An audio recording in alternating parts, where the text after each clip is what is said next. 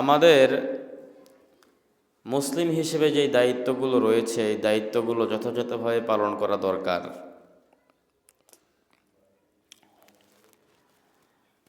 যাই হোক, খুব অল্প সময় আলোচনা করব, বেশি সময় আলোচনা করব না। নির্দিষ্ট সময়ের মধ্যে নির্দিষ্ট একটা বিষয়ের উপর আলোচনা করব ইনশা আল্লাহ তাআলা। আজকে আমাদের আলোচনার বিষয় হচ্ছে একজন মুসলিম হিসেবে, মুমিন হিসেবে কিভাবে আমরা তাকওয়া অর্জন করব।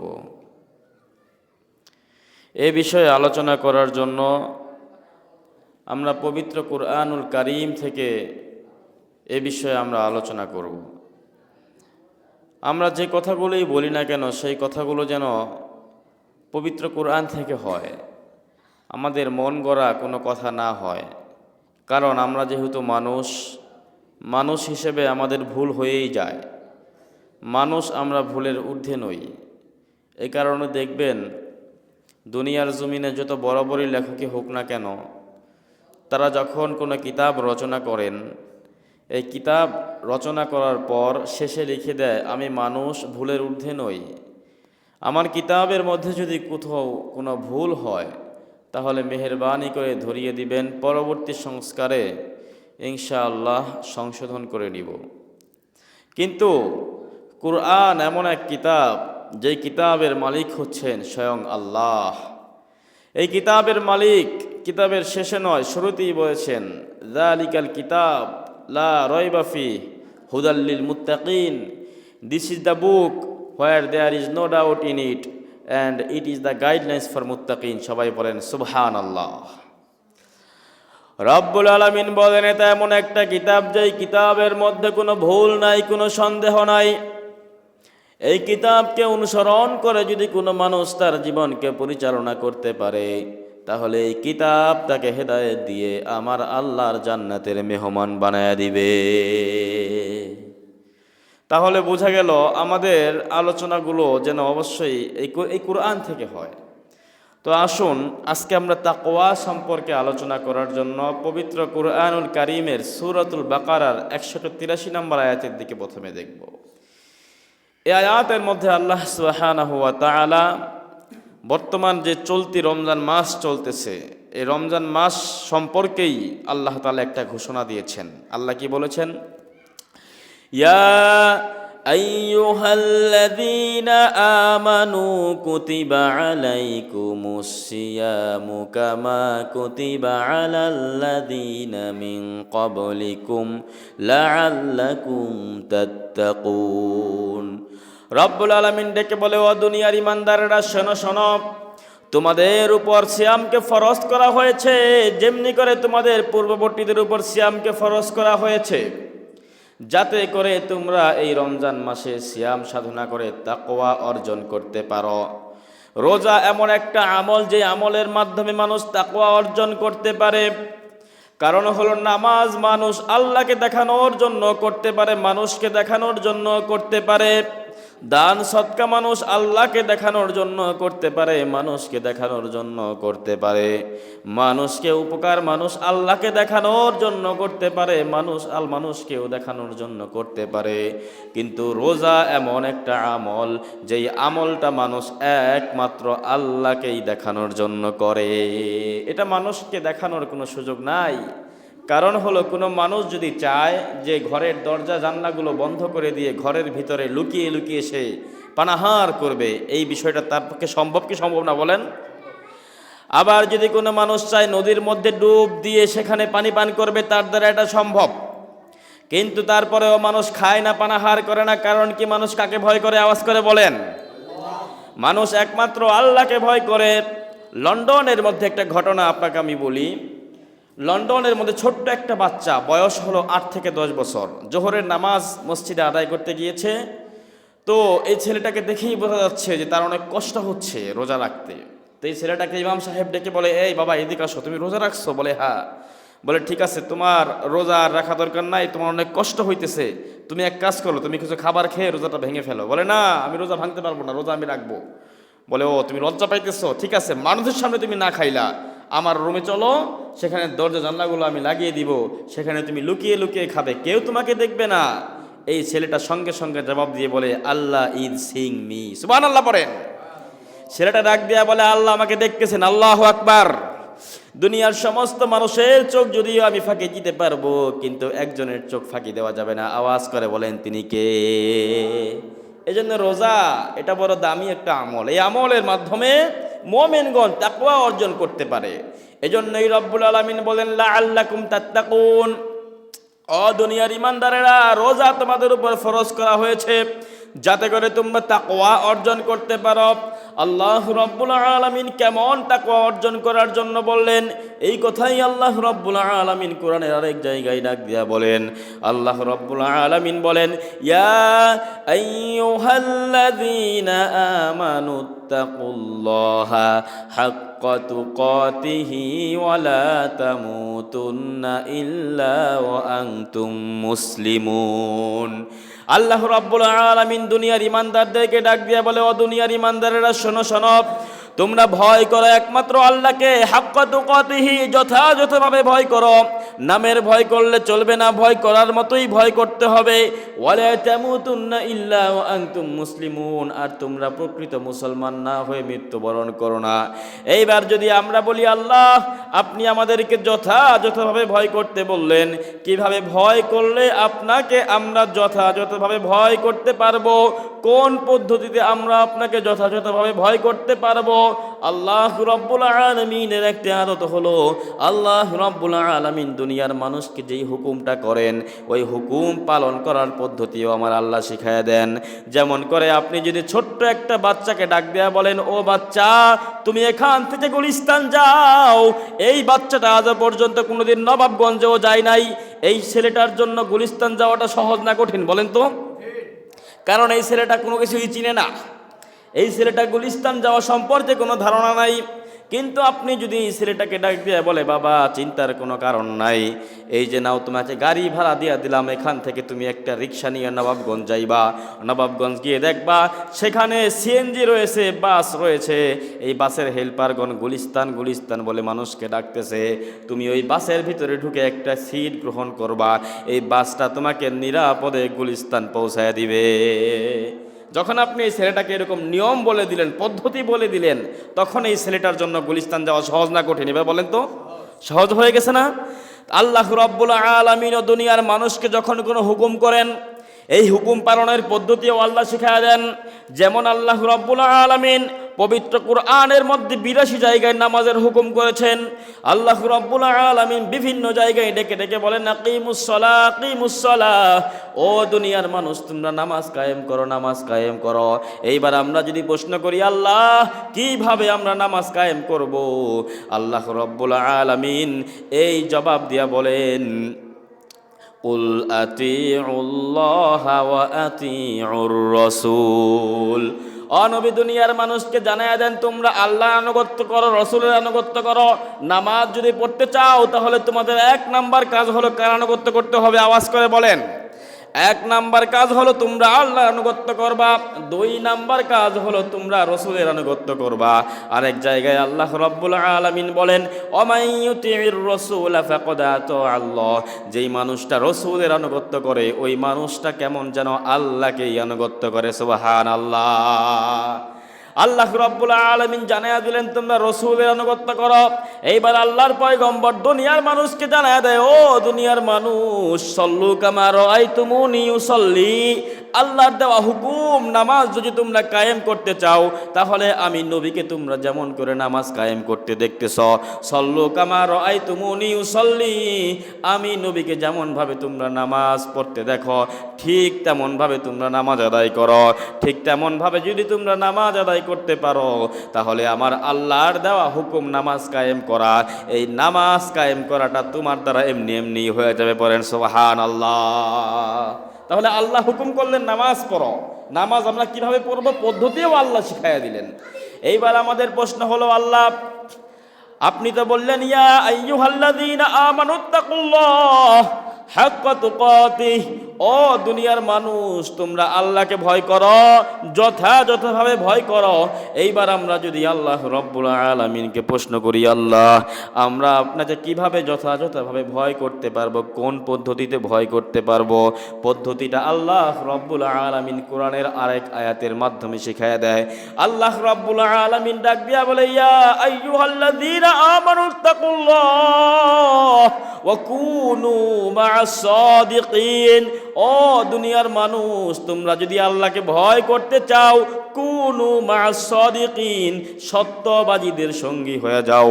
ভয় যদি তোমরা আল্লাহকে করতে চাও, তাকওয়া যদি তোমরা অর্জন করতে চাও, এক নাম্বার কাজ হলো তোমাদের সত্যবাদীদের সঙ্গী হইতে হবে। এইবার আমাদের প্রশ্ন হলো, আল্লাহ দুনিয়ার জমিনে অনেক সিফাতের মানুষ আছে, দুনিয়ার জমিনে নামাজি মানুষ আছে, দুনিয়ার জমিনে দান সৎকারী মানুষ আছে, দুনিয়ার জমিনে পরোপকারী মানুষ আছে, কিন্তু এত কিছু বাদ দিয়ে আল্লাহ আপনি কেন সত্যবাদীদের সঙ্গী হইতে বললেন? মুফাসসিরিনে কেরামের জবাব দিয়ে বলেন যে সত্যবাদিতা এমন একটা গুণ, এই সত্যবাদিতার গুণ যেই মানুষটার মধ্যে থাকবে, দুনিয়ার সমস্ত ভালো ভালো গুণগুলো ওই মানুষের মধ্যে এমনি এমনি চলে আসবে। পড়েন সুবহানাল্লাহ। এজন্য আল্লাহ বললেন সত্যবাদীদের সঙ্গে থাকো, যারা সত্য কথা বলে সর্বদা, এদের সঙ্গে তোমরা থাকো। এইবার আমাদের প্রশ্ন হলো, আল্লাহ রাব্বুল আলামিন এখানে বলেছেন সাদিকিন, যারা আরবি গ্রামার বুঝেন, সাদিক শব্দের অর্থ হলো একজন সত্যবাদী, সাদিকিন শব্দের অর্থ হলো অনেক সত্যবাদী। আল্লাহ রাব্বুল আলামিন আমাদেরকে বলেছেন ওয়াকুনু মা'আস সাদিকিন, ও দুনিয়ার মানুষ তোমরা অনেক সত্যবাদীদের সঙ্গী হয়ে যাও। এইবার আমরা যদি প্রশ্ন করি, আল্লাহ রব্বুল আলামিন কেন অনেক সত্যবাদীদের সঙ্গে হইতে বললেন, একজনের সঙ্গে কেন হইতে বললেন না? এর জবাব দিয়ে মুফাসসিরিনে কেরাম বলেন, মানুষ হিসেবে আমাদের অনেকগুলো ধাপ থাকে, আমাদের জীবনের অনেকগুলো ধাপ থাকে। আমি মানুষ হিসেবে আমার জীবনের একটা সময় ছাত্র জীবন পার করি, একটা সময় আমার জীবনে আমি চাকরি জীবন পার করি, একটা সময় আমার জীবনে ব্যবসায়িক ধাপ পার করি। এই যে মানুষ হিসেবে আমার জীবনে অনেকগুলো ধাপ আছে। আল্লাহ রব্বুল আলামিন জানায়া দেন, ও দুনিয়ার মানুষ তুমি তোমার জীবনের যেই ধাপ যখনই তুমি অতিক্রম করো না কেন, ওই ধাপে তোমার সঙ্গী যারা হবে, এই সঙ্গীগুলো যেন অবশ্যই সত্যবাদী হয়। একজন মানুষ হিসেবে যখন আমি স্কুল অথবা কলেজে ভর্তি হব অথবা মাদ্রাসায় ভর্তি হব, এই মাদ্রাসায় ভর্তি হওয়ার পর এই জায়গার মধ্যে গেলে আমার কিছু বন্ধু বান্ধব হয়ে যাবে। আল্লাহ রাব্বুল আলামিন ডাক দিয়া বলে ওয়াকুনু মা'আস সাদিকিন, ও দুনিয়ার মানুষ এই যে স্কুল কলেজ ভার্সিটিতে তুমি গেলা, এই যে মাদ্রাসার মধ্যে তুমি গেলা, যেই মানুষগুলো তোমার বন্ধু হবে, এই মানুষগুলো যেন অবশ্যই সত্যবাদী হয়। কারণ হলো, আমি যদি স্কুলের মধ্যে গিয়ে সত্যবাদী বন্ধুদের সঙ্গে চলি, ভালো ভালো বন্ধুদের সঙ্গে চলি, তাহলে এই ভালো বন্ধুরা কোনো ধরনের অন্যায় করবে না, ইফটিজিং করবে না, এই ভালো ছেলেরা কোনো ধরনের খারাপ কাজের সঙ্গে জড়াবে না। আমি যদি এই ভালো ছেলেদের সঙ্গে সঙ্গী হই, তাদের সঙ্গে মেলামেশা করি, তাহলে আমার দ্বারাও কখনো কোনো ধরনের অন্যায় হবে না। এজন্য দেখবেন এলাকার মধ্যে যদি 10টা ছেলে থাকে, এই 10টা ছেলে যদি নামাজি হয়, এই 10টা ছেলে যদি ভালো হয়, এদের মধ্যে যদি একটা খারাপ ছেলে থাকে, সমাজের লোকজন যখন এই ছেলেগুলোকে দেখে সবাই মিলে এই ছেলেগুলোর প্রশংসা করে কি করে না? এই ছেলেগুলোকে সবাই ভালো বলে, এই ছেলেগুলোর প্রশংসা সবাই করে। ওই যে এই ছেলেগুলোর মধ্যে একটা খারাপ ছেলে আছে, এই খারাপ ছেলেটা মনে মনে চিন্তা করবে, কি ব্যাপার, এই ছেলেগুলো 5 ওয়াক্ত নামাজ পড়ে কত ভালো, কিন্তু আমি তো ওদের মতো এত ভালো না, তারপরেও মানুষ আমাকে বড় ভালো বলে। ওদের সঙ্গে চলার কারণে আমারও তো আস্তে আস্তে ভালো হওয়া দরকার। 1 দিন 2 দিন 1 সপ্তাহ 2 সপ্তাহ 1 মাস 2 মাস পরে একটা সময় দেখা যায় এই খারাপ ছেলেটাও ভালো মানুষের সঙ্গে মেশার কারণে এই খারাপ ছেলেটাও একটা সময় ভালো হয়ে যায়। ঠিক কিনা বলেন? এজন্যই আল্লাহ রাব্বুল আলামিন বলেন ওয়াকুনু মা'আস সাদিকিন, ও ও দুনিয়ার মানুষ, তোমরা সত্যবাদীদের সঙ্গী হয়ে যাও। সত্যবাদীদের সঙ্গী যদি তোমরা হতে পারো, তাহলে তোমরা আস্তে আস্তে তাকওয়া অর্জন করতে পারবা। আল্লাহর পয়গম্বর জানায় দেয়, ও দুনিয়ার মানুষ, সত্যবাদীদের উদাহরণটা কেমন জানো নাকি? ভালো মানুষের উদাহরণটা কেমন জানো নাকি? যেমন তুমি একটা আতরের দোকানের মধ্যে যাও, আতরের দোকানে যদি যাও, আতর বিক্রেতা হয়তো তোমার গায়ের মধ্যে একটুখানি আতর এমনিতেই লাগাই দিবে, অথবা সেই আতর বিক্রেতার কাছ থেকে তুমি আতর ক্রয় করবা, অথবা আতর যদি ক্রয় না করো, আতর বিক্রেতা যদি তোমাকে আতর গায়ের মধ্যে নাও লাগায় দেয়, কমপক্ষে আতরের দোকানে যাওয়ার কারণে সেই আতরের সুঘ্রাণ তোমার নাকের মধ্যে অবশ্যই আসবে। ঠিক কিনা বলেন? আল্লাহর পয়গম্বর বলেন, ও দুনিয়ার মানুষ, ভালো মানুষের সঙ্গে যদি তুমি মেশো, এই ভালো মানুষটা হয়তো তোমাকে ভালো কোনো কিছু শেখাবে, আর না হয় এই ভালো মানুষটাকে দেখে দেখে তুমি ভালো কোনো কিছু শিখবা। আর যদি এই ভালো মানুষ তোমাকে কোনো কিছু নাও শেখায়, তুমি যদি এই ভালো মানুষকে দেখে দেখে কোনো কিছু নাও শিখো, কমপক্ষে এই ভালো মানুষের সঙ্গে মেশার কারণে তোমার দ্বারা কখনো কোনো ধরনের অন্যায় হবে না। আবার আল্লাহর পয়গম্বর বলেন, খারাপ মানুষের সঙ্গে মেশার উদাহরণটা কেমন? বলে, একটা মানুষ যখন কামারের দোকানে যায়, কামারের দোকানে কামার যখন হাঁপড় টানে, ওই কামারের দোকানের সামনে গিয়ে দাঁড়ানোর কারণে হয়তো ওই হাঁপড় থেকে একটুখানি আগুন এসে আমার জামাটারে পুড়াইয়া দিবে, আর না হয় ওখান থেকে কালো ধোঁয়া এসে আমার জামাটারে ময়লা করে দিবে। জামা যদি ময়লা নাও হয়, যদি নাও পরে, কমপক্ষে ওই দোকানের সামনে দাঁড়ানোর কারণে আমার নাকের মধ্যে একটা দুর্গন্ধ আসবে কি আসবে না বলেন? আল্লাহর পয়গম্বর বলে, ও দুনিয়ার মানুষ, এইরকম ভাবে তোমরা যদি খারাপ মানুষের সঙ্গে মেলামেশা করো, হয়তো এই খারাপ মানুষটা তোমাকে কোনো কিছু শেখাবে, তার সঙ্গে মিশে মিশে হয়তো তুমি নিজে নিজেই খারাপ কোনো কিছু শিখবা, খারাপ কাজগুলো করবা। আর যদি তুমি খারাপ কাজ নাও শিখো, সে যদি তোমাকে কোনো কিছু নাও শিখায়, কমপক্ষে তার সঙ্গে সময় দেওয়ার কারণে তুমি ভালো কাজ থেকে বঞ্চিত হয়ে যাইবা। এজন্য আল্লাহর পয়গম্বর বলেন, ভালো মানুষের সঙ্গে মেশো। আল্লাহ বলেন, সত্যবাদীদের সঙ্গী হয়ে যাও। আল্লাহর পয়গম্বর জানায় দেয়, ও দুনিয়ার মানুষ, তুমি যখন তোমার একটা ব্যবসায়িক জীবনের ধাপটা তুমি পার করবা, যখন তুমি বাজারের মধ্যে গিয়ে একটা দোকান দিবা, ওই দোকানে যাওয়ার পর সেখানে গিয়ে দেখবা অনেক ধরনের ব্যবসায়ী আছে। বাজারের মধ্যে কিছু কিছু ব্যবসায়ী আছে ধোঁকাবাজ, আছে না নাই বলেন? মানুষকে ভালো বলে খারাপ পণ্য ধরায় দেয়, মানুষের কাছ থেকে কড়া মূল্যে দাম আদায় করে, মানুষকে খারাপ জিনিস দিয়ে মানুষকে ঠকায় দেয়। এই যে মানুষগুলো হইল ধোঁকাবাজ। এই সমস্ত ধোঁকাবাজ ব্যবসায়ীদের সঙ্গে মিশে যাবে না, ভালো ব্যবসায়ীদের সঙ্গে মিশতে হবে। আল্লাহর পয়গম্বর একদিন বাজারের মধ্যে চলতেছে, হঠাৎ করে আল্লাহর পয়গম্বর একটা খাবারের দোকানে যায়। খাবারের দোকানে যাওয়ার পর ওই খাবারের ভিতরে আল্লাহর পয়গম্বর হাত ঢুকাইয়া দিলেন। হাতটা ঢুকাইয়া দিয়েছে, খাবারের উপরের খাবারগুলো শুকনা আছে, ভালো আছে, কিন্তু ভিতরের খাবারগুলো কেমন যেন ভেজা ভেজা দেখা যায়। আল্লাহর পয়গম্বর ডাক দিয়া বলে, কি ব্যাপার, তোমার উপরের খাবারগুলো তো ভালো, কিন্তু ভিতরের খাবারগুলো কেন নষ্ট? এই লোকটা ডাক দিয়া বলে, হুজুর, কিছুক্ষণ আগে বৃষ্টি হয়েছে, এই বৃষ্টির কারণে খাবারগুলো ভিজে গেছে, এই খাবারগুলো যদি উপরে থাকে কেউ কিনতে চাইবে না, এই কারণে নিচে দেয়া দিলাম। আল্লাহর পয়গম্বর বলে, না না, তোমার খাবারের যেই হালত, এই হালত তুমি কাস্টমারের কাছে বর্ণনা করে এরপরে বিক্রি করবা। অথচ আর যদি তুমি এই হালত বর্ণনা না করে মানুষকে ধোঁকা দাও, জেনে নাও, মান গস্সা ফালাইসা মিন্না, যেই ব্যক্তি ধোঁকা দেয় সেই ব্যক্তি আমি নবীর উম্মত নয়। এজন্য আল্লাহর পয়গম্বর বলে, ও দুনিয়ার ব্যবসায়ীরা শোনো শোনো, তুমি যখন বাজারের মধ্যে ব্যবসা করতে যাইবা, ওই বাজারের মধ্যে যারা সত্যবাদী ব্যবসায়ী তাদের সঙ্গী হয়ে যাইবা। তাদের সঙ্গে যদি তুমি হইতে পারো, তাহলেই তোমার জন্য তাকওয়া অর্জন করাটা সহজ হয়ে যাবে।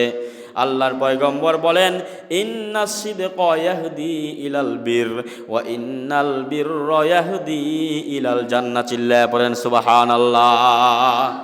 আল্লাহর পয়গম্বর জানায় দেয়, নিশ্চয়ই সত্যবাদিতা এমন একটা গুণ, এই সত্যবাদিতা মানুষকে নেক কাজের দিকে ধাবিত করে, আর নেক কাজ মানুষকে জান্নাতের দিকে ধাবিত করে। এই জন্য আল্লাহ রাব্বুল আলামিন ডাক দিয়া বলে, ওয়াকুনু মা'আস সাদিকিন, ও দুনিয়ার মানুষ, তোমরা যদি তাকওয়া অর্জন করতে চাও, তাহলে তোমাদের 1 নাম্বার কাজ হলো দুনিয়ার জমিনে তোমরা অবশ্যই সত্যবাদীদের সঙ্গী হইবা। তাহলে তাকওয়া অর্জনের এক নাম্বার পদ্ধতি হলো সত্যবাদীদের সঙ্গী হইতে হবে। 2 নাম্বার পদ্ধতি হলো আমার দিলের মধ্যে সবসময় এই কথাটা স্মরণ রাখা যে আল্লাহ আমাকে দেখতেছেন। আওয়াজ করে বলেন, আমাকে কে দেখতেছেন? আমার দিলের মধ্যে এই কথাটা রাখতে হবে যে সর্বদা আমাকে কে দেখতেছেন বলেন। আল্লাহ রাব্বুল আলামিন বলেন, ওয়ালাকাদ খলাকনাল ইনসানা ওয়া না'লামু মা তুওয়াসওয়িসু বিহি নাফসুহু ওয়া নাহনু আকরাবু ইলাইহি মিন হাবলিল ওয়ারিদ। আল্লাহ রাব্বুল আলামিন বলেন, অবশ্যই আমি আল্লাহ মানুষকে সৃষ্টি করেছি। মানুষকে সৃষ্টি করেছেন কে বলেন? আল্লাহ বলেন, অবশ্যই আমি আল্লাহ মানুষকে সৃষ্টি করলাম, আর মানুষের ভিতরে তাদের নফস তাদেরকে কোন জিনিসের মাধ্যমে ধোঁকা দেয় এই জিনিসটাও আমি আল্লাহ জানি। দুনিয়ার জমিনে যত উন্নত মানের প্রযুক্তি হোক না কেন, যত উন্নত মানের মেশিন হোক না কেন, এই মেশিনের মাধ্যমে কি কখনো জানা যাবে নাকি যে আমার মনের মধ্যে এই মুহূর্তে কি চলতেছে? জানা যাবে বলেন?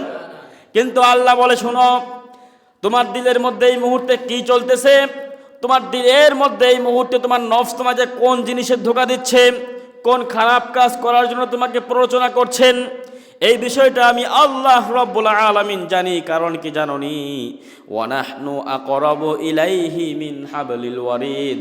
কারণ হইল আমি আল্লাহ রাব্বুল আলামিন তোমার শাহ রগের চাইতেও আমি আল্লাহ তোমার নিকটবর্তী। বলেন সুবহানাল্লাহ। আল্লাহ তাআলা আমাদের এত কাছে, এত কাছে, আমাদের শাহ রগ যত কাছে তার চাইতেও বেশি কাছে হচ্ছেন আমাদের আল্লাহ। আল্লাহু আকবার বলেন। এজন্য আল্লাহ বললেন, দুনিয়ার মানুষ নিজের দিলের মধ্যে এই ভয়টা সবসময় তুমি ঢুকায় নাও যে আমি আল্লাহ রাব্বুল আলামিন সর্বদা তোমাকে দেখতেছি। এই ভয় যদি তোমার দিলের মধ্যে তুমি ঢুকাইতে পারো, তাহলে তোমার দ্বারা কখনো অন্যায় হবে না, তাকওয়া অর্জন করাটা সহজ হয়ে যাবে। দুনিয়ার মানুষ রাস্তা দিয়ে চলাফেরা করে, রাস্তা দিয়ে যখন চলাফেরা করে এই দুনিয়ার মানুষগুলো অনেক সময় অনেক অন্যায় করে, যে করে না বলেন? দুনিয়ার মানুষ চুরি করে, দুনিয়ার মানুষ ডাকাতি করে, দুনিয়ার মানুষ জেনা করে, দুনিয়ার মানুষ ধর্ষণ করে। এই ধর্ষণ করার কারণে দুনিয়ার আইন দ্বারা এদেরকে শাস্তি দেওয়া হয়, এদেরকে জেলের মধ্যে বন্দি করা হয়। একটু বুঝে থাকলে বলেন, এই যে আইনের মাধ্যমে মানুষকে এই ধরনের শাস্তি দেওয়া হয়, জেলবন্দি করা হয়, ফাঁসি দেওয়া হয়, এই সমস্ত শাস্তির মাধ্যমে কি আমাদের দুনিয়া থেকে ধর্ষণ, চুরি, ছিনতাই, ডাকাতি কমছে নাকি বলেন? কমছে? বরং আরো বাড়ছে। ঠিক না ভাই? ঠিক বলেন। তার মানে বোঝা গেল দুনিয়ার আইন দ্বারা মানুষকে সংশোধন করা যাবে না। কিন্তু মানুষের দিলের মধ্যে যদি আল্লাহ রাব্বুল আলামিনের ভয় থাকে যে আল্লাহ আমাকে দেখতেছেন, তাহলে এই মানুষের দ্বারা কোশ্চিনকালেও চুরি হবে না, ছিনতাই হবে না, ডাকাতি হবে না, ধর্ষণ হবে না। আওয়াজ করে বলেন ঠিক না বে ঠিক?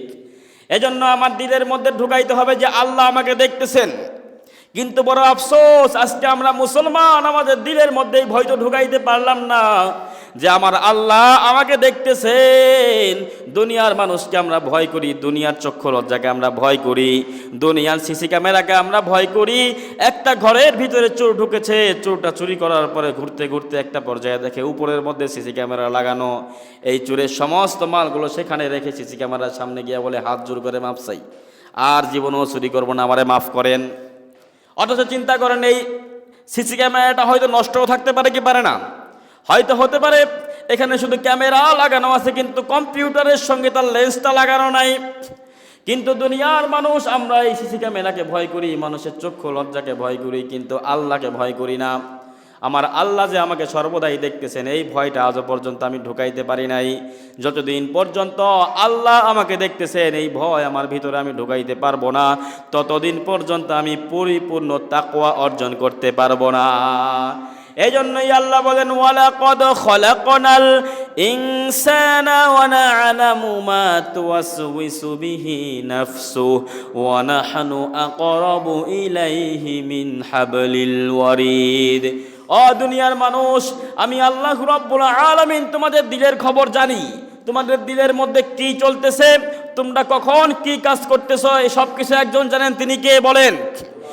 ঘরের মধ্যে সমস্ত দরজা জানলাগুলো আটকায় আমি যদি কোনো গুনাহ করি, দুনিয়ার মানুষ দেখবে না, কিন্তু একজন দেখবে। তিনি কে? এজন্যই আল্লাহ রাব্বুল আলামিন বলে, ও দুনিয়ার মানুষ, আমি আল্লাহ যে তোমাকে দেখতেছি এই কথাটা তোমার দিলের মধ্যে ঢুকায় নাও। আল্লাহ রাব্বুল আলামিন বলেন, আমি আল্লাহ রাব্বুল আলামিন যে শুধু দেখতেছি এখানেই শেষ নয়, আমি আল্লাহ রাব্বুল আলামিন তোমাকে পাহারা দেওয়ার জন্য তুমি কখন কোন কাজ করো এই সমস্ত কাজগুলো একটা খাতার মধ্যে লিপিবদ্ধ করার জন্য আমি আল্লাহ রাব্বুল আলামিন দুইজন ফেরেশতাকেও নিয়োগ করে দিয়েছি। রব্বুল আলামিন বলেন, ইয ইয়াতালাক্কাল মুতালাক্কিয়ানি আনিল ইয়ামিনি ওয়া আনিশ শিমালি কঈদ। আমি আল্লাহ রব্বুল আলামিন তোমাদের ডান কাঁধের মধ্যে একজন ফেরেশতা আর বাম কাঁধের মধ্যে একজন ফেরেশতা নিয়োগ করে দিলাম। তোমরা মানুষ যখন যেই কাজ করো, যেই নেক আমল করো, যেই বদ আমল করো, সমস্ত নেক আমলগুলো, সমস্ত বদ আমলগুলো এই ফেরেশতা দুইজন একটা খাতার মধ্যে লিপিবদ্ধ করেন। আল্লাহ রাব্বুল আলামিন এই ফেরেশতাদের ব্যাপারে বলেন, কিরামান কাতিবিনা ইয়ালামুনা মা তাফআলুন। এই ফেরেশতাদেরকে বলা হয় কিরামান কাতিবিন, সম্মানিত লেখকগণ। এই লেখকগণ, তোমরা দুনিয়ার মানুষ যত যাই করো না কেন, যেই কাজই করো না কেন, এই কাজ সম্পর্কে এই ফেরেশতাগণ সব কিছু জানে। পড়েন আল্লাহু আকবার। ফেরেশতারা সব কিছু জানেন। এখানেই শেষ নয়, আল্লাহ রাব্বুল আলামিন বলেন, আরো একজন ফেরেশতা নিয়োগ করলাম। এই ফেরেশতা তুমি যা কিছুই বলো, যা কিছুই করো, এই সব কিছু এই ফেরেশতা ভিডিও করে রাখে, রেকর্ড করে রাখে। রব্বুল আলামিন বলেন, মা ইয়ালফিযু মিন কাউলিন ইল্লা লাদাইহি রাকীবুন আতীদ। আমি আল্লাহ রব্বুল আলামিন এমন একজন ফেরেশতাকে নিয়োগ করলাম যেই ফেরেশতা তোমাদের সমস্ত কর্মকাণ্ডগুলোকে রেকর্ড করে রাখে। পড়েন আল্লাহু আকবার। তাহলে দেখেন, আল্লাহ রব্বুল আলামিন যে আমাদেরকে দেখতেছেন, এই বিষয়টা যদি আমাদের দিলের মধ্যে ঢুকাইতে পারি, তাকওয়া অর্জনের জন্য এটাই যথেষ্ট। কিন্তু আল্লাহ তাআলা আরো বলতেছেন, আমি আল্লাহ শুধু দেখি তাই না, আমি আল্লাহ রাব্বুল আলামিন দুইজন ফেরেশতাকে নিয়োগ করলাম, যেই দুইজন ফেরেশতা তোমাদের কর্মকাণ্ডগুলো লিখে রাখেন। আরো একজন ফেরেশতা নিয়োগ করলাম, যেই ফেরেশতা তোমাদের কর্মকাণ্ডগুলোর ব্যাপারে রেকর্ড করে রাখেন। আল্লাহ রাব্বুল আলামিন বলেন, শুধু এখানেই শেষ নয়, তোমরা যেই হাত দিয়ে, যেই মুখ দিয়ে তোমরা গুনাহ করো, যেই পা দিয়ে তোমরা গুনাহ করো, যেই কান দিয়ে তোমরা গুনাহ করো, যে চোখ দিয়ে তোমরা গুনাহ করো, কিয়ামতের ময়দানে এই সমস্ত অঙ্গ প্রত্যঙ্গগুলো তোমাদের বিরুদ্ধে সাক্ষ্য দিবে। রব্বুল আলামিন বলেন, আল ইয়াউমা নাখতিমু আলা আফওয়াহিহিম ওয়া তুকাল্লিমুনা আইদিহিম ওয়া তাশহাদু আরজুলুহুম বিমা কানু ইয়াকসিবুন। আল্লাহ রাব্বুল আলামিন বলেন, আজকের এই দিন অর্থাৎ কিয়ামতের দিন আমি আল্লাহ রাব্বুল আলামিন তোমাদের মুখের মধ্যে মোহর মেরে দিব, মুখ দিয়ে কোনো কথা বলতে পারবা না। তোমাদের হাত আমি আল্লাহর সঙ্গে কথা বলবে, তোমাদের পা আমি আল্লাহর সঙ্গে কথা বলবে, তোমাদের সমস্ত অঙ্গ প্রত্যঙ্গগুলো আমি আল্লাহর সঙ্গে কথা বলবে। দুনিয়ার জমিন এই হাত পা দিয়ে তোমরা কি গুনাহ করেছো, এই সমস্ত গুনার খবর এগুলো আমি আল্লাহকে জানাইয়া দিব। পড়েন আল্লাহু আকবার। এখানেই শেষ নয়, আল্লাহ রাব্বুল আলামিন বলেন, শাহিদা আলাইহিম সামউহুম ওয়া আবসারুহুম ওয়া জুলুদুহুম বিমা কানু ইয়াকসিবুন। কিয়ামতের ময়দানে তোমাদের চোখ তোমাদের বিরুদ্ধে সাক্ষ্য দিবে, তোমাদের কান তোমাদের বিরুদ্ধে সাক্ষ্য দিবে, তোমাদের চামড়া তোমাদের বিরুদ্ধে সাক্ষ্য দিবে। দুনিয়ার জমিনে এই সমস্ত অঙ্গ প্রত্যঙ্গ দিয়ে তোমরা কি গুনাহ করেছো, এই সমস্ত গুনাহের খবরগুলো তোমাদের এই অঙ্গ প্রত্যঙ্গগুলো আমি আল্লাহ রাব্বুল আলামিনকে জানায়া দিবেন। যখন এই সমস্ত অঙ্গ প্রত্যঙ্গগুলো জবান দিয়ে কথা বলা শুরু করবে, মানুষগুলো যখন হতবাক হয়ে যাবে, মানুষগুলো হতবাক হয়ে ডাক দিবে, ক্বালু লিজুলুদিহিম লিমা শাহিদতুম আলাইনা। মানুষগুলো তাদের চামড়াকে ডাক দিয়ে বলবে, ও চামড়া, দুনিয়ার জমিনে তো কোনোদিন কথা বলো নাই, তোমাকে আরাম দেওয়ার জন্যই তো আমি গুনাহ করলাম, তোমার জন্যই তো আমি এত অপরাধ করলাম। দুনিয়ার জমিনে তো কোনোদিন বলো নাই বান্দারে গুনাহ করিস না, কথা বলো নাই, আজকে কেমন করে কথা বলো? তখন চামড়া জবাব দিয়া বলবে, ক্বালু আনতাকানাল্লাহুল্লাযী আনতাকা কুল্লা শাইইন ওয়া হুয়া খালাকাকুম আউওয়ালা মাররাতিন ওয়া ইলাইহি তুরজাউন। পড়েন আল্লাহু আকবার। চামড়া ডাক দেয়া বলবে, আজকে আমাদেরকে কথা বলার ক্ষমতা দিয়েছেন ওই আল্লাহ, যে আল্লাহ রব্বুল আলামিন সবকিছুকেই কথা বলার ক্ষমতা দিয়েছেন। আজকে ওই আল্লাহ রব্বুল আলামিন আমাদেরকে কথা বলার ক্ষমতা দেয়া দিলেন, আর তোমাদেরকে ওই আল্লাহ রব্বুল আলামিন সৃষ্টি করেছেন এবং পুনরায় তার দিকেই তোমাদেরকে ফেরানো হবে। তাহলে দেখেন, আল্লাহ রব্বুল আলামিন আমাদেরকে দেখতেছেন। শুধু এখানেই শেষ নয়, আমাদেরকে আল্লাহ রব্বুল আলামিন পাহারা দেওয়ার জন্য দুইজন ফেরেশতা নিয়োগ করলেন, আরো একজন ফেরেশতা নিয়োগ করলেন যে আমাদের কথাগুলোকে রেকর্ড করেন। আবার আমাদের হাত পা কিয়ামতের ময়দানে সাক্ষ্য দিবে, আমাদের চোখ সাক্ষ্য দিবে, কান সাক্ষ্য দিবে, আমাদের চামড়া সাক্ষ্য দিবে। এত কিছুর পরেও কি কোনো মানুষ গুনাহ করতে পারে বলেন? স্বর্ণযুগের মানুষের মধ্যে আল্লাহর ভয় কতটা ছিল? ওমর ইবনুল খাত্তাব রাদিয়াল্লাহু আনহুর খেলাফতের জামানা চলতেছে। ওমর ইবনুল খাত্তাব রাদিয়াল্লাহু আনহু একদিন সফর করতেছেন মরুভূমির মধ্যে। মরুভূমির মধ্যে সফর করতে করতে ওমর রাদিয়াল্লাহু আনহু একটা সময় ক্লান্ত হয়ে গেলেন, তার সঙ্গীরাও ক্লান্ত হয়ে গেল। ওমর রাদিয়াল্লাহু আনহু মনে মনে চিন্তা করলেন, এই মরুভূমির মধ্যে তো বিভিন্ন জায়গায় বিভিন্ন রাখালরা তাদের ছাগলগুলো চড়ায়, চলো গিয়া দেখি কোনো রাখালের কাছ থেকে চেয়ে একটা ছাগল নিয়ে সেই ছাগল থেকে আমরা দুগ্ধ পান করতে পারি কিনা।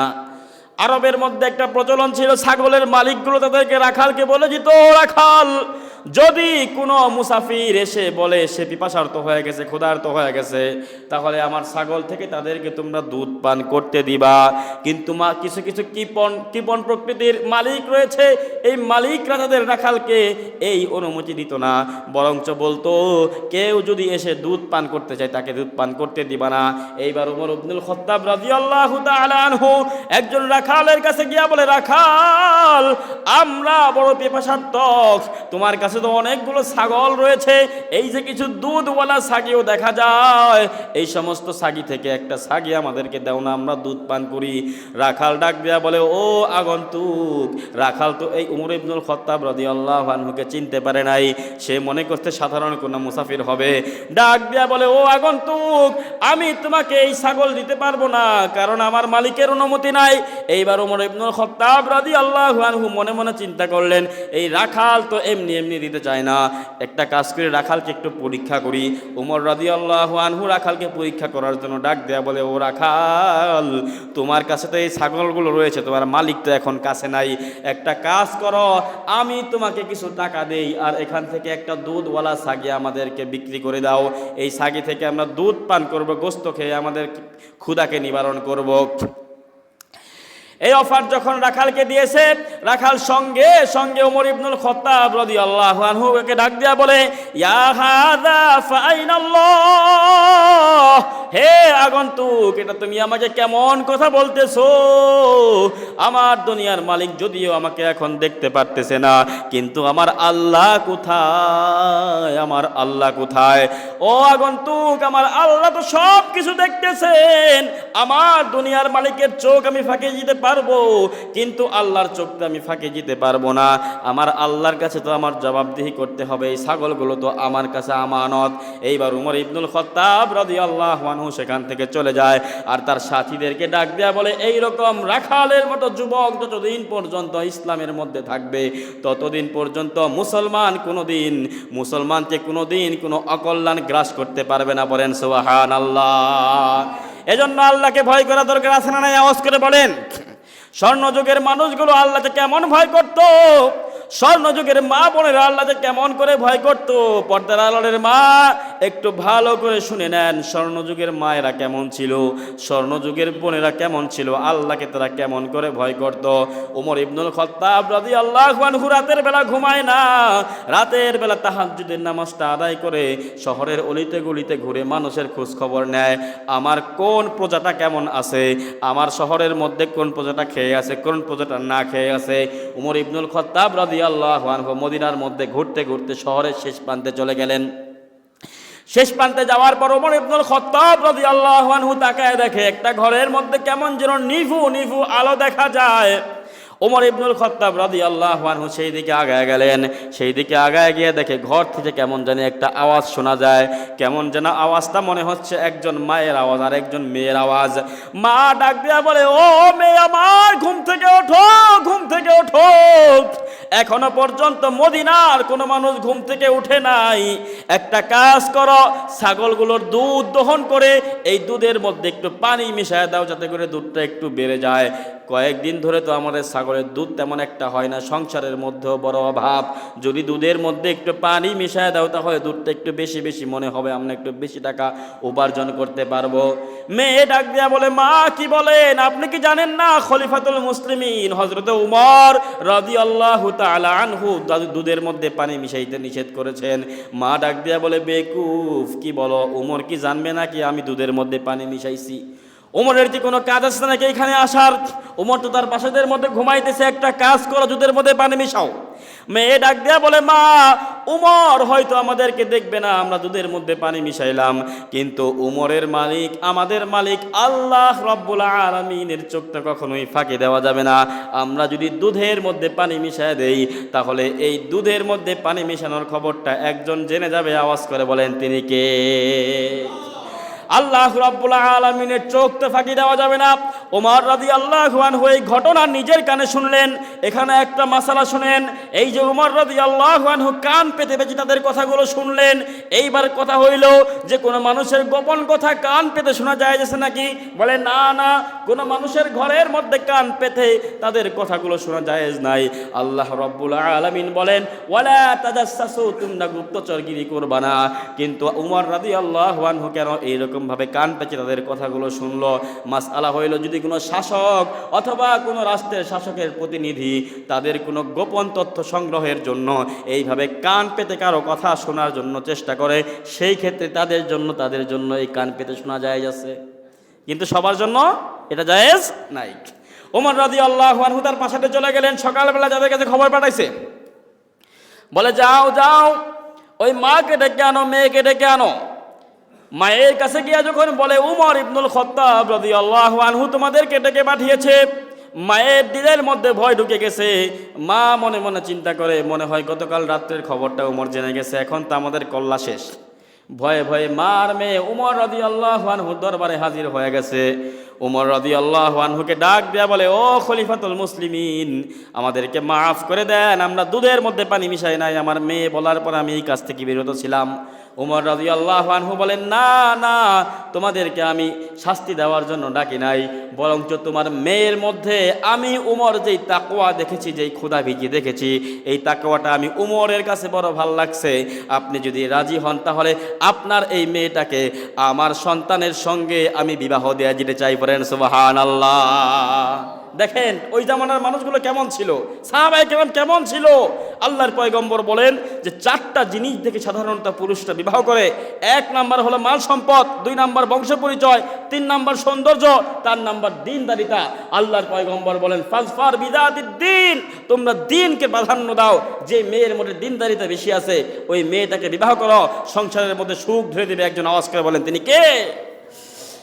ওমর রাদিয়াল্লাহু আনহু তার সন্তানের সঙ্গে এই মেয়ের বিবাহ দিয়ে দিলেন। মুফাসসিরিনে কেরাম বলেন, মুহাদ্দিসিনে কেরাম বলেন, এই যে এই ঔরস থেকেই পরবর্তীতে ইসলামের 5ম খলিফা ওমর ইবনে আব্দুল আজিজ রহমাতুল্লাহি আলাইহি দুনিয়ার জমিনে এসেছেন। পড়েন সুবহানাল্লাহ। তাহলে মা ভালো হলে, বাবা ভালো হলে তাদের মাধ্যমে সুসন্তান দুনিয়ার জমিনে আসে। কথা বলেন ঠিক না ঠিক? তাহলে আল্লাহকে ভয় করা দরকার আছে না নাই? বলেন, আওয়াজ করে বলেন, আল্লাহকে ভয় করা দরকার আছে না? আল্লাহ রাব্বুল আলামিন বলেন, এটা হলো 2 নাম্বার পদ্ধতি তাকওয়া অর্জনের। তাকওয়া অর্জনের 3 নাম্বার পদ্ধতি হলো, আমি আমার সারাদিনের কর্মকাণ্ডের হিসাব নিব। সারাদিন পরে বালিশের সঙ্গে যখন আমার মাথাটারে লাগাবো, বালিশের সঙ্গে আমার মাথাটারে লাগায়া আমি মনে মনে চিন্তা করব যে আজকে আমার দ্বারা কয়টা ভালো কাজ হইল, কয়টা মন্দ কাজ হইল, আজকে আমার দ্বারা কয়টা নেকের কাজ হইল, কয়টা গুনাহের কাজ হইল। এইভাবে যদি আমি আমার নিজের হিসাব নিতে পারি, হিসাব নিয়ে আমি যদি দেখি আজকে আমার দ্বারা 10টা ভালো কাজ হয়েছে আর 11টা মন্দ কাজ হয়েছে, আমার নিজের মধ্যে একটা ফিকির আসবে যে কি ব্যাপার, আমার দ্বারা তো ভালো কাজ বেশি একটা হইল না, খারাপ কাজ বেশি হয়ে গেল, আগামীকাল আমি ভালো কাজ বেশি করব।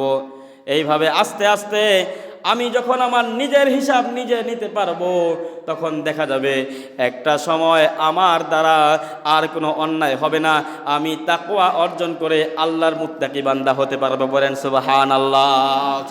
এজন্য আল্লাহ রাব্বুল আলামিন বলেন, ইয়া আইয়ুহাল্লাযীনা আমানুত্তাকুল্লাহা ওয়াল তানজুর নাফসুম মা কদ্দামাত লিগাদিন ওয়াত্তাকুল্লাহ ইন্নাল্লাহা খবীরুম বিমা তা'মালুন। রব্বুল আলামিন ডেকে বলে, ও দুনিয়ার ইমানদারেরা, তোমরা ভয় করো একমাত্র আল্লাহকে, আর একটুখানি চিন্তা করো আখিরাতের জন্য তোমরা কি প্রেরণ করেছো। এইভাবে যদি তোমরা একটু চিন্তা করো আখিরাতের জন্য তোমরা কি প্রেরণ করলা, এই বিষয়টা যদি একটু গভীরভাবে চিন্তা করতে পারো, তাহলে তোমাদের জন্য তাকওয়া অর্জন করাটা সহজ হয়ে যাবে। বলেন সুবহানাল্লাহ। বনি ইসরাইলের একটা লোক ছিল, এই লোকটার নাম হলো কিফিল। বুখারীর মধ্যে এই ঘটনাটি আসছে। আব্দুল্লাহ ইবনে উমর রাদিয়াল্লাহু আনহু বলেন যে আল্লাহর হাবিব সাল্লাল্লাহু আলাইহি ওয়াসাল্লাম বারবার আমাদেরকে এই ঘটনাটা শুনিয়েছেন। বনি ইসরাইলের এক লোক ছিল, নাম হলো কিফিল। এই কিফিল বড় খারাপ লোক ছিল, অনেক ধন সম্পদের মালিক ছিল, জালেম ছিল।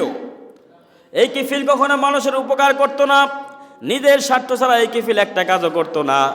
এই কিফিলের কাছে একবার একটা মহিলা গিয়ে বলে, কিফিল, আমি বড় দরিদ্র, বড় অভাবের মধ্যে পড়ে গেছি, তুমি আমাকে কিছু টাকা ধার দাও।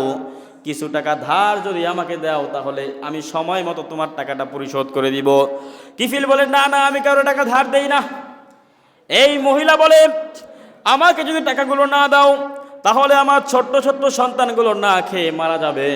এইবার কিফিল বলে, ঠিক আছে, একটা শর্ত হইল, তুমি যদি আমার কাছ থেকে টাকা নিতে চাও তোমাকে আমি টাকা দিব, বিনিময়ে আমার সঙ্গে তোমাকে অপকর্মে লিপ্ত হতে হবে। পরে নাউযুবিল্লাহ।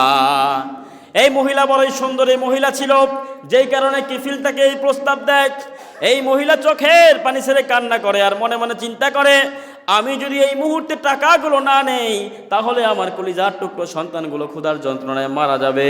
এই মহিলা কোনো কিছু সিদ্ধান্ত না নিতে পেরে একটা পর্যায়ে কিফিলের এই কুপ্রস্তাবে রাজি হয়ে যায়। কিছু টাকা পয়সা নিয়ে এই মহিলা এইবার তার বাড়িতে চলে যায়। বাড়িতে গিয়ে তাদের সন্তানের খাবারের ব্যবস্থা করে। এরপরে যখন নির্দিষ্ট দিন চলে আসছে, কিফিল তার কাছে এসে হাজির হয়ে গেছে। ডাক দিয়ে বলে, ও মহিলা, তোমার শর্ত এবার পূরণ করো। এই মহিলা এইবার চোখের পানি ছেড়ে কান্না করতেছে আর কান্না করতেছে। কিফিল ডাক দিয়া বলে, কি ব্যাপার, কান্না কেন এখন তুমি করো? তখন তো আমি বলছিলাম টাকা যদি নিতে চাও তাহলে আমার সঙ্গে তোমাকে অপকর্মে লিপ্ত হইতে হবে, তখন কেন চিন্তা করলে না? আমি তো তোমারে জোর করি নাই, তুমি আমার কাছ থেকে টাকা নিছ, তারপরেও কেন এখন শর্ত পূরণ করতে রাজি না? এইবার মহিলা ডাক দেয়া বলে, ও কিফিল, আমি যে তোমার সঙ্গে অপকর্ম করব আমার দিলের মধ্যে বড় ভয়। আমার আল্লাহ আমাকে দেখতেছেন, আমার আল্লাহ আমাকে দেখতেছেন। আমি জীবনে কোনোদিন জেনার মধ্যে লিপ্ত হই নাই। আমার স্বামী মারা যাওয়ার পরে আমার সন্তানগুলোকে নিয়ে আমি কত কষ্ট করে জীবন যাপন করতেছি, কোনোদিন আমি জেনার মধ্যে লিপ্ত হই নাই। এখন যদি আমি তোমার সঙ্গে জেনার মধ্যে লিপ্ত হয়ে যাই আর এই জেনার গুনাহ নিয়ে যদি আমার মৃত্যু হয়ে যায় তাহলে আমার আল্লাহর কাছে আমি গুনাহগার হয়ে কেমনে দাঁড়াবো? এই কথা যখন বলেছে, কিফিলের দিলের মধ্যে ভয় ঢুকে গেছে। একজন আওয়াজ করে বলেন, তিনি কে? কিফিলের দিলের মধ্যে ভয় ঢুকে গেছে। কিফিল চোখের পানি ছেড়ে ছেড়ে বলে, ও মহিলা, তুমি জীবনে কোনোদিন গুনাহ করো নাই, একটা গুনাহ করবা তারপরেও আল্লাহকে এত ভয় করো। আর আমি কিফিল এত গুনাহ করলাম, দুনিয়ার জমিনে কোনো গুনাহ নাই যেই গুনাহটা আমি কিফিল করি নাই। এত গুনার বোঝা মাথায় নিয়ে যদি আমি আল্লাহর সামনে দাঁড়াই তাহলে না জানি আমার অবস্থা কি হয়। কিফিল বলে, যাও যাও, তোমার টাকাটা আমি মাফ করে দিলাম, তুমি এখান থেকে চলে যাও। কিফিল এইবার রাতের বেলা তওবা করে ঘুমায় যায়। আল্লাহর হুকুম, রাতের বেলা কিফিলের মৃত্যু হয়ে যায়। সকালবেলা সমস্ত মানুষগুলোর মধ্যে একটা কোলাহল সৃষ্টি হয়ে যায়। বলে, জালেমটা মারা গেছে, ভালোই হয়েছে। সমস্ত মানুষগুলো মনে মনে চিন্তা করছে, খারাপ মানুষটা মারা গেছে, ভালো হয়েছে। কিন্তু কিফিলকে মাফ করে দিয়েছেন একজন। আওয়াজ করে বলেন, তিনি কে? কিফিলকে আমার আল্লাহ মাফ করে দিয়েছেন। আমার আল্লাহ রাব্বুল আলামিন দুনিয়ার মানুষকে জানায় দেয়, ও দুনিয়ার মানুষ, যে কিফিলকে তোমরা এত খারাপ মনে করতেছো, কালকে রাতের বেলায় কিফিল তার জীবনের সমস্ত গুনাহ থেকে তওবা করে আমি আল্লাহর কাছে মাফ চেয়েছে। আমি আল্লাহ রাব্বুল আলামিন কিফিলের জীবনের সমস্ত গুনাহগুলোকে মাফ করে দিয়েছি। বলেন সুবহানাল্লাহ। তাহলে দেখেন যে নিজের জীবনের হিসাব যদি আমরা নেই যে আমার দ্বারা কয়টা গুনাহ হইল, কয়টা নেক আমল হইল, তাহলে এই হিসাব নিতে নিতে একটা সময় দেখা যাবে যে আমার দিলের মধ্যে আল্লাহর ভয়টা ঢুকবে এবং আমিও তাকওয়া অর্জন করে আল্লাহর মুত্তাকি বান্দা হতে পারবো। আল্লাহ যে বলেছেন, ইয়া আইয়ুহাল্লাযীনা আমানু কুতিবা আলাইকুমুস সিয়াম কামা কুতিবা আলাল্লাযীনা মিন ক্বাবলিকুম লাআল্লাকুম তাত্তাকুন, হে দুনিয়ার মানুষ, তোমাদের জন্য এই সিয়ামকে ফরজ করা হয়েছে যাতে করে তোমরা তাকওয়া অর্জন করতে পারো। আমরা যদি এই তিনটা কাজ করতে পারি, এক নাম্বার হলো আমরা সর্বদা সত্যবাদীদের সঙ্গী হব। এক নাম্বার কি ভাই? সর্বদা সত্যবাদীদের সঙ্গী হব। 2 নাম্বার, দিলের মধ্যে এই ভয় রাখবো যে আল্লাহ আমাকে দেখতেছেন। আর 3 নাম্বার, আমাদের সমস্ত কাজগুলোর হিসাব প্রত্যেক দিন আমরা নিজেরাই নিব। যদি এই 3 কাজ আমরা করতে পারি, তাহলে আল্লাহ রব্বুল আলামিনের এই তাকওয়া, আল্লাহর ভয় আমাদের দিলের মধ্যে আমরা ধারণ করতে পারবো। আল্লাহ তাআলা আমাদের সকলকে আমল করার তৌফিক দান করেন। আমিন। ওয়া আখিরু দাওয়ানা আনিল হামদুলিল্লাহি রাব্বিল আলামিন।